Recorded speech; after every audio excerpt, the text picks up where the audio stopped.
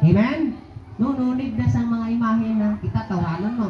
Isa, mag-take ka picture para remembrance ang aton mga pinalangga. Pero sa Dios lain, hindi siya gusto nga magporma kita sa mga imahe na dira kita magaluhod. Silindra sa Salmo 115, ang Diyos may mata pero hindi ka kita, may ilong pero hindi ka palimaho, may baba pero hindi ka hambal, may tiil pero hindi ka lakat. No, kag bisan nakwaton mo pa hindi gid makagiho. Amo na sila sa Bible.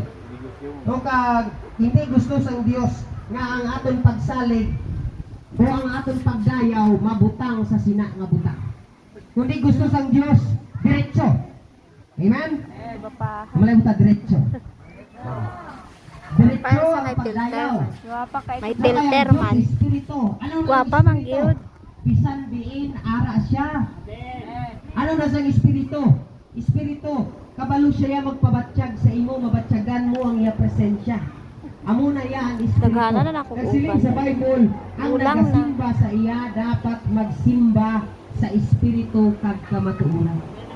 Amen. Hindi ka na maghimo sang baby nga Dios. Hindi ka na maghimo sang tigulang nga Dios. Hindi ka na maghimo sang bunguton nga Dios. Hindi ka maghimo sang puti nga Dios. Hindi ka maghimo sang itom nga Dios. No kay may damo-damo nga porma sang Dios.